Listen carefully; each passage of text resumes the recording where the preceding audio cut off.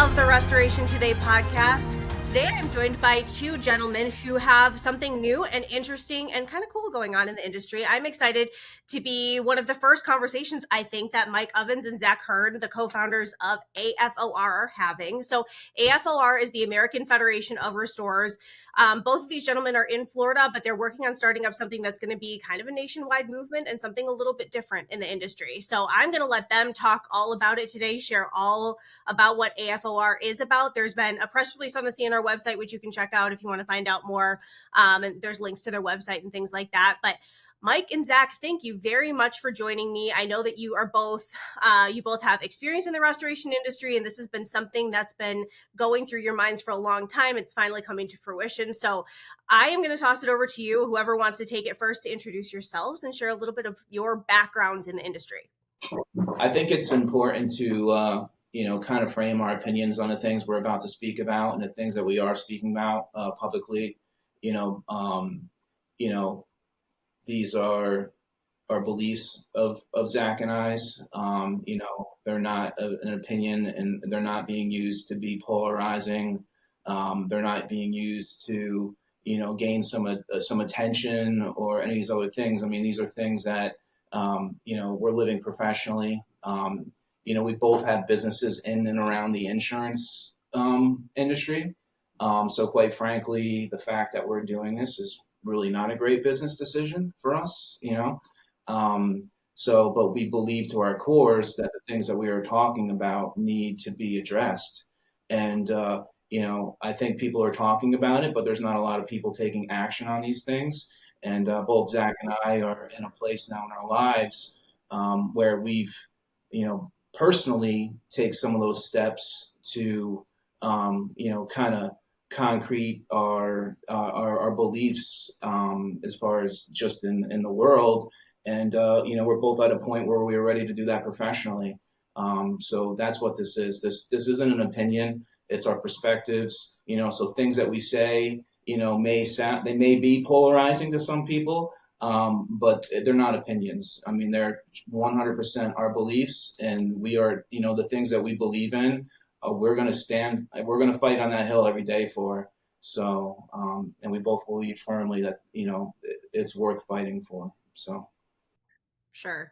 So Zach, share a little bit about, you both have had careers in restoration up till now and worked together. So share a little bit about your backgrounds there together, how long you've both been in restoration, that kind of thing, to give people kind of a foundation of where you're coming from and your backgrounds. Mm-hmm.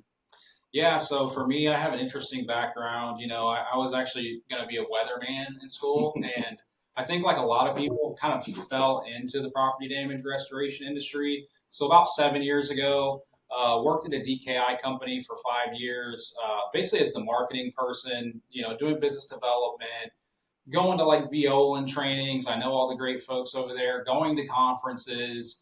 That's how I got to know Mike. And then since then, I am basically working in the industry, but as a subcontractor. And so my business now is just handling any kind of consulting or digital marketing for restoration companies. And so my kind of last 7 years have framed my experience with the industry. I've met a lot of people. I've worked with a lot of people in the industry from top down, all the way to the bottom frontline workers. And so, I think Mike and I, we're also very, not from like just a philosophical standpoint, but just in general, we're kind of deep thinkers, and we like to ask why, and we like to look at things from different perspectives. And, so we constantly have 3-hour conversations where we're pontificating about something. And so that's kind of my background, my story, where I'm coming from. So. Perfect. Okay. So what experiences did you both have in the restoration industry that kind of led up to the foundation of AFOR? Well, I mean, for me, I've been in the industry 16 plus years, all 16 of those being from an operator's position, department manager, office manager. I mean, those have been my roles in the industry. And quite frankly, I'm also a blue collar kid from upstate New York who grew up in the trades. So, my heart is really always been with the frontline worker. I've always been in management roles only because, I'm high D, controlling. I mean, all those things that, make really good, that make good leaders. I'm just somebody who kind of is always going after it. That being said, I've always really felt a connection with the people who, were working under me, especially in the production aspect and some of the administrative aspects in the office. Those have always been my people, to be quite frankly. Relating to owners and relating to some of these other people has always been like the watered down version of myself, or some other thing that I was trying to do to kind of like fit in with whatever was hanging on whatever company's wall. So I've always been connected with, the production teams. And quite frankly, it's been something that I've struggled with my whole career, was finding, everyone talks about that line, having a line with your employees and not, taking it too far and keeping enough separation and not getting personally involved and not being friends, all these things that we're taught not to do with people who work underneath us. And quite frankly, I've done the exact opposite of all those things my entire career. And it's got me in a lot of trouble. It's, maybe had a lot of people that I worked for question whether or not I was, loyal to the cause or a man of the people. So, this is an opportunity for me to be myself, and quite frankly, I don't think there's anyone better to represent those people than me. I'm ready for that challenge. And I'm ready to have conversations about these things with anyone in the business. I've been doing this for a very long time. I've been winning for a long time. I'm not just like some guy who like swings a hammer, can write an exact main estimate. I mean, the last company I worked for, I 6x that thing in 5 years, expanded into markets, developed CAT teams, wrote every process, managed 50 people. I mean, you name it. I mean, like I'm a winner when it comes to this business. And now personally, we both have businesses that are doing very well. And we're independent. Like I'm an actual independent contractor. Like my business is is all SEO, word of mouth. We have no affiliations with any organizations, any insurance companies, any plumbers, any of these things. So, and we're very proud of that. We're very proud of that. And so lots of experience. We're not just mouthpieces and someone who's been in the business for a year or two. Like I've been grinding it out for almost 20 years and, found a lot of success. And quite frankly, this is my opportunity to get back to the people that I feel like I took advantage of. So. Okay. Zach, anything you want to add to that? No, I mean, I think kind of back to your original question too, like our experience and seeing the need for this organization was seeing the things that are broken, and I mean, every industry has things that are broken. Yeah. There's even a lot of the things that are broken in the restoration industry are common in the other industries as well, but we can't fix those industries, but this is the industry that we love, that we're a part of. This is our corner. This is kind of our area of responsibility. And so we feel like we kind of have an obligation to bring some of the reformation in the industry and advocate for people. And I mean, yeah, we live in Florida where, it's a broken system in terms of homeowners insurance. And so, it's very near and dear to us. We want to try to solve a lot of these issues in the industry, both with our individual businesses and then also with the organization. So and specifically, I have a business partner in the restoration business who is just the most beautiful person on the planet. Salt of the earth. I mean, just everything that you could want in a friend and in a team member. And he's been in the business for 30 years, and he's a technician. I mean, he just knows everything. I mean, from construction through just everything. And, he found himself after 30 years of doing this, being let go from his previous employer and for, unjust reasons, to be honest with, because he wasn't good at selling.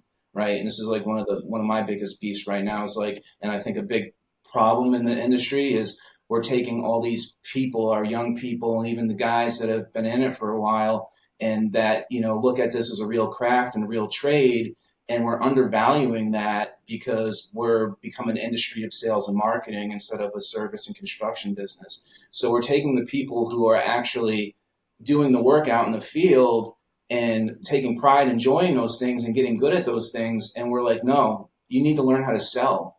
You need to learn. It's great that you can dry this house out, but how come you can't explain the service authorization, or how come you can't do this? And, why didn't you get equipment on this house? And there's all this attention on that. And there's no attention on taking those people who really just want to work with their hands their whole life. And that's an admirable thing. Like, that's okay.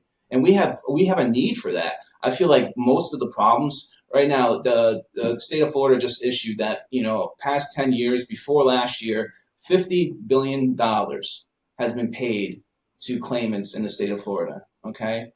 You know how much of that went to actual homeowners and had claims? 8%. 8% out of 50 billion. The rest was in litigation.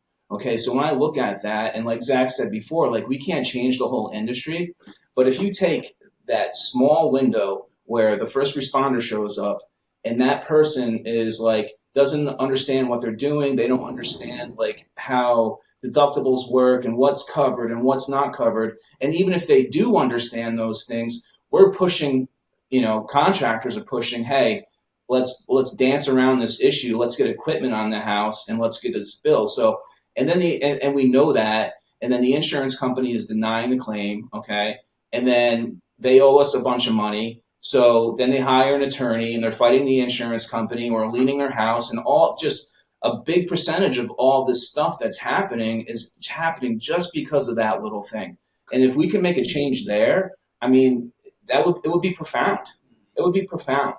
I mean, you're talking millions and millions. I mean, that's happening a 1,000 times over a day, where the first person to show up to, and usually it's us now, right? We show up before anybody else. So we're the first point of contact, and we're operating from a place of greed instead of doing the right thing for the policy owner. And it's put us in the spot that we're in, and there's a lot of people have a lot of responsibilities, but as tradespeople, we feel directly responsible for that. And those are some things that we need to work on. So, yeah. Okay. So I think one of the early questions to ask, which was one of the early questions I had when we spoke first a week or so ago, was, and I think listeners are going to want to understand, okay, so I'm a member of the RIA, or I send my technicians to IICRC training to get their certification. So what's the difference? Where is the dividing line between RIA, IICRC, other organizations like that, and what AFOR is doing? Yeah. So, I think first too, like, we want to make it clear, like, we're not about unions or like communism or anything like that. We're definitely about capitalism and entrepreneurship and hard work.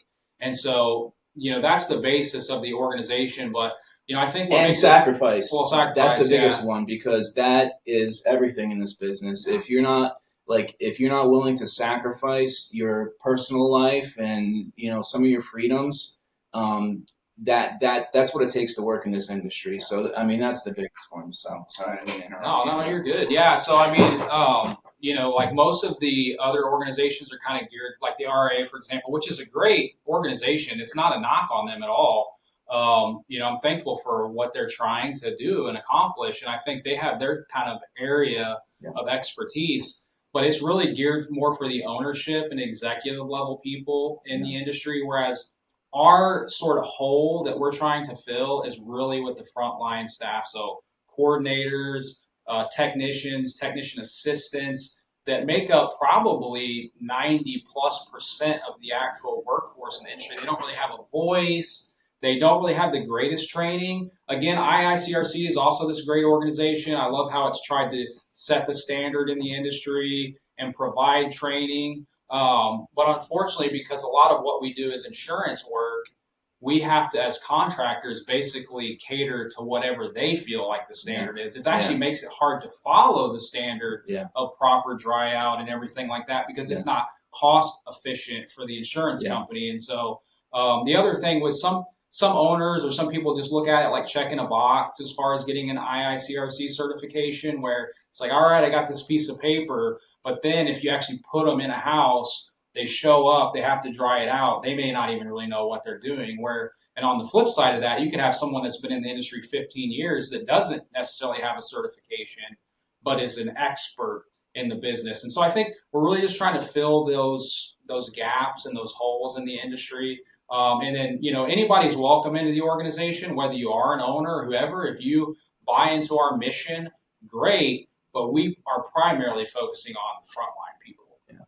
And I think one of the issues with the RIA and the IICRC is, unfortunately in our industry, we've become so dependent on insurance companies for work that at the top across the board, I feel like it's all the same.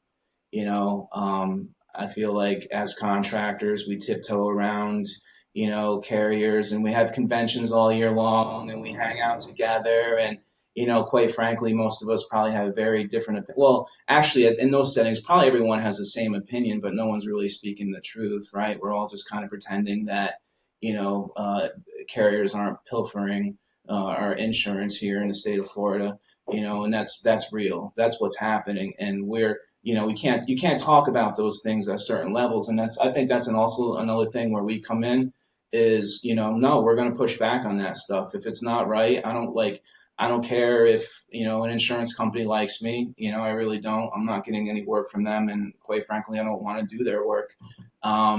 So, that's given us the freedom to also do this. And, we also understand, I think as far as representation go, when Zach talks about, it's for everybody, I do believe that there are lots of managers and lots of owners who wish that they could step out into the fray, but unfortunately they've gotten so embedded with these people that they can't. They have to, they got it. So it's like, and we're both people of action. And so my beef with the IICRC and the RA, quite frankly, is like, I don't really see much going on. I mean, they've been in business for like 20 years, plus, right? I mean, so give me and him 20 years and it's night and day. Day by day by day, we're taking massive action to try to address things and go after things. So that's where my problem is with them. I don't see a lot of action. I don't see a lot of change happening. And, even with the ICRC, like I love them to death, but there's not a lot of movement there. It's just kind of stale. Well, I think one other thing that Mike's already kind of alluding to that separates us is because we are people of action, like we've actually been in the process of reaching out to the insurance carriers, especially the ones in Florida. Like, if you're willing to meet with us, we want to meet with your executive level people, actually sit down at the table in the 10-story conference room and have a conversation. Hey, how can we work together to solve these issues? Why? Yeah, is every year it's almost like a hurricane's a big surprise where contractors aren't getting paid or they're waiting 2 years to get paid. Yeah. There's not these kind of agreed upon things ahead of the storm. Yeah. Claims aren't getting paid and there's all these frivolous lawsuits. And so if we can sit down, if they're willing, we will sit down with people and try to come up with solutions together. And so that's just a very real on the ground, practical thing that we're in the process of doing. Yeah, for sure. For like the field level people who, let's say they join as a member field, that we're talking like technicians, coordinators, that level, and it can be, we can be talking about anybody who joins. What are some of the values that you're hoping that they're going to walk away with more immediately, and then in the future as you continue to evolve and grow, like what is the true value for your membership? What are they going to get out of joining AFOR? Well, I think the biggest thing is a voice. I think that's the most important thing. I think we're going to be able to be a channel for them. It's already kind of started to happen where they might not be comfortable speaking even in front of other peers about some of these things. So we're going to be able to voice some of those things, some of those concerns, and kind of give some faces to some of that stuff and just bring it to other people's attention. Everyone right now is sending out surveys and questionnaires about how they're employed, and it's all fake, right? It's not real. So I think that's going to be important too. I think we're going to actually get down to the nitty gritty about some real issues and what people want in the workplace and all those other things. Because we're spending, the funny thing is we're spending as a industry, like if a contractor, a restoration contractor, millions and millions and millions of dollars a year on trying to get our people bought in, trying to establish culture, all this software to micromanage our people, all these consultants, and with you name it, it's just endless. We're trying to create all this stuff, but we're not addressing the issue. The issue is our people are not bought in. Our issue is our people don't feel like there's any ladder for them. They don't see this as a career. And, and it's when you do work hard and care and have work from, it's not really valued. So it's like, that's what we're trying to fix, like, why are we not fixing that?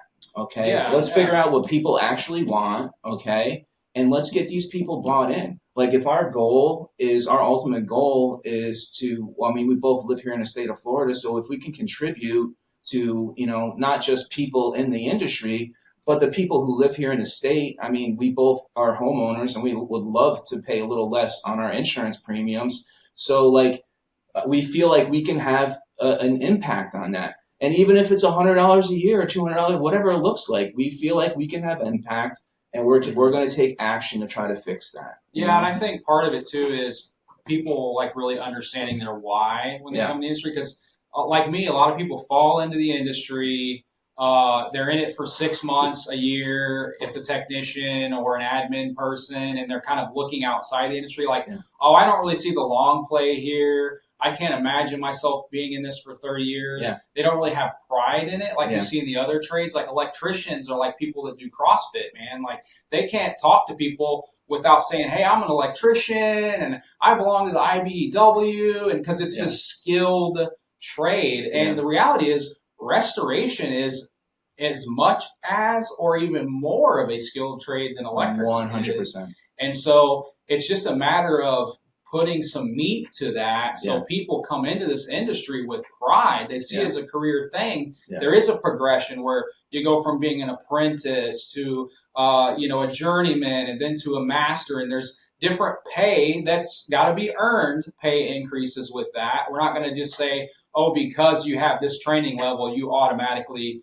get a pay raise. Like you need to earn that. But I think painting that path for people, that picture, is really what we're trying to do. And I just think let's make restoration a bona fide, skilled trade.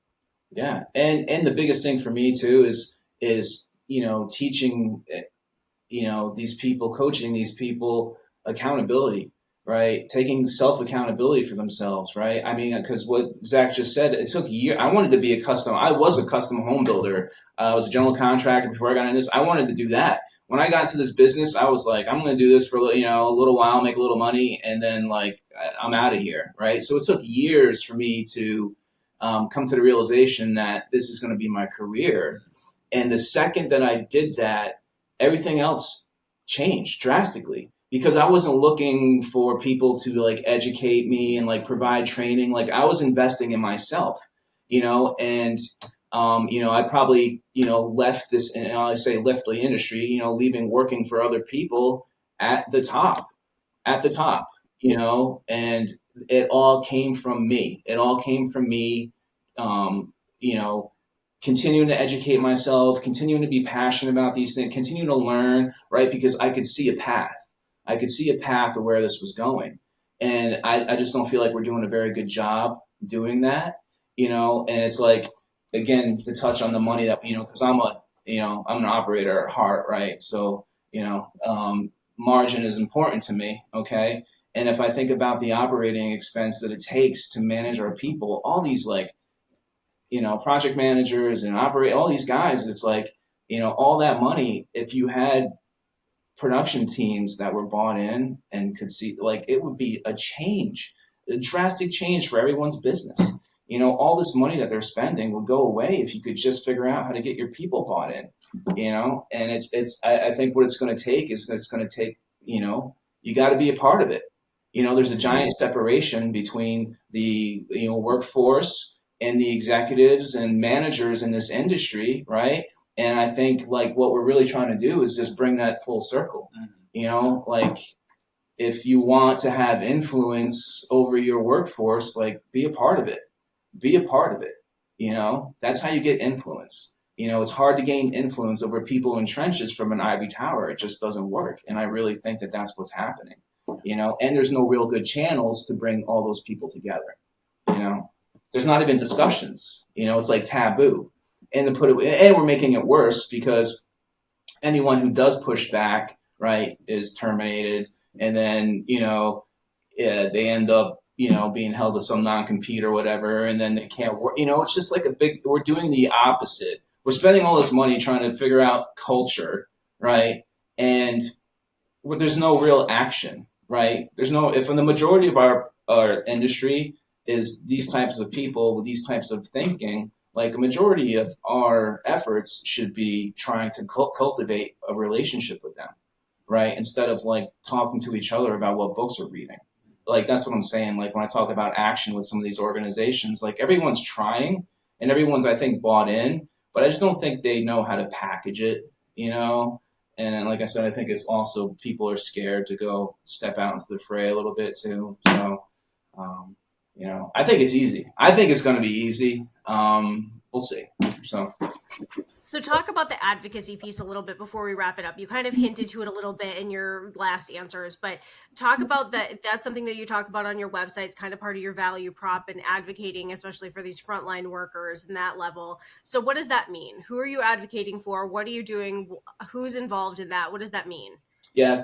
Well, I mean, we'll both share too some different perspectives on it, but really thinking about those administrators, those coordinators, those technicians that really are maybe either being held down by non-competes, or they've been working for somebody for 20 years and they're still making the same salary. If they feel like they need some type of legal counsel, like helping them with that. Now, we're going to be fair, right? Like, if someone's just not a very good employee and they're asking for like a $10 an hour pay raise, then we're going to say like, well, you need to maybe earn that a little bit. And so, but it's really giving voice to them, because I think they're so afraid of repercussion if they speak up, or, they can't go work for another employer that might treat them better because of a non-compete, or just fit their values better. Right. Or they're intentionally not being trained much because there's this by their ownership, because they're worried that, oh, they're just going to go work for my competitor and, they're going to put me out of business. And there's it's this fear-based situation and this kind of mistrust on both sides. But whereas we think like you should train your people to where if they did go work for your competitor, they would probably put a hurting on your market share. But just doing that out of fear isn't really a good reason to not train someone, because I think if you're taking good care of them, you're valuing them, you're giving them appropriate compensation, then they're not going to go work for your competitor. And I think it's going to give them pride in what they're doing by training them and giving them access to the resources they need. So advocacy from that front, advocacy from meeting with the most influential people, like even with software people in the industry that make CRMs and job monitoring software, like to sit down with them and say, hey, how can we make these things even more user-friendly for the technicians out in the field? Like, hey, let's all kind of work together. This is what we're seeing. This is what we're hearing. We would love to meet with you, give you some feedback on how you can improve the software from this angle. Yeah. So there's just a lot of little spokes that come off of this from an advocacy standpoint. Yeah, and and to touch on some of the other value, and to kind of put what Zach said to perspective as far as where we're coming from this. I had my first meeting with my people last week. Okay. And the first thing that I gave them, in the state of Florida, you have to have 4 years experience to be able to, and I run a mold remediation company. That's what we do. In the state of Florida, you have to have 4 years of experience in order to get your license. Okay. So I handed them the sheet and I told them to start tracking every job that they do for me. Okay. So in 4 years, you can apply for your license. I'm working on trying to figure out a way to get them all state certified right now. So like, we're not just talking about these things. And part of what we're trying to do too is, you want to talk about the value. The value is we're going to have employment for these people, because part of what we're working on also is we're starting the first employee-owned restoration company. I mean, we're working on it right now. I mean, our personal businesses right now are kind of the catalyst for what that's going to look like in the near future. And we're super close. We're super close to having a model that very little overhead, very high, buy-in. It's profitable, working from empathy in the way that we're supposed to be doing. I mean, we're super close. The other thing is like, we're talking about action. Zach and I have been doing this for like 6 hours now. And, a month from now, we're going to have our first training. So what we're going to do is offer trainings at cost. Okay. So you become a member of this organization and you're going to take part of the training. We're setting up certifications right now for people to come and get certified for a very low cost. And we're a month away from having our first event, and we're going to take that nationally, and we're going to grassroots. We're going to be going around speaking to people, getting people engaged, having events. I mean, and it's already happening. So we're going to bring a lot of value to the people who are part of this organization, and not just the people that are part of it. I mean, we're going to bring value to everyone. Okay. And real value. When we say value, we're not talking about profit. We're talking about real value, empathy, right? That we're a business of empathy, and that's where we're going to be operating from. We're going to put, our people's needs before ours, and we're going to make it happen. So. Okay. Perfect. Okay. Zach, Mike, anything else that you want to add before we wrap it up? I appreciate you spending time with me. For people who are listening, you can go to restorationreform.com if you want to learn more. You can also find their release on the CNR website and some additional resources there. So I appreciate you both coming on. Anything else you want to add before we wrap it up? No, I think for me, I don't have anything else to add. I know it's a lot to cover, but I just want to say thanks for having us too. We really appreciate it. And I think what you're doing is a great example of what needs to be done in the industry. And so, we're not looking to be contrarian just for the sake of it. Like, we're going to give pushback on things, but we're going to first attempt to meet sort of diplomatically with people like insurance carriers, and not just kind of calling people out, but actually trying to meet with them and saying, hey, how can we collaborate? How can we work together? And then if we have to, then we may have to get a little more, take it to the pushback. Right, take it to the streets a little bit. We're willing to do that, but that's not our go-to, right? There's other steps we want to take before we have to skip to that step. So. Yeah, and I think, if I can say one thing before we, if anyone is watching this, anyway, even if it's one person, start taking massive action in your life today. Today. No one's coming to save you. No one's coming to help you. It's all on you. Take accountability for your life and start working on it today. Don't wait. That's it. That is good advice. I agree with that. Well, gentlemen, thank you very much for being here. I look forward to crossing paths with you again, I'm sure many times in the future. I hope you have a great rest of your day. You too. Thank you so much. Take care. Thanks for having us. For more Restoration Today and the latest news, visit our website, cnrmagazine.com, and find the latest episodes of the Restoration Today podcast on your favorite podcasting platform.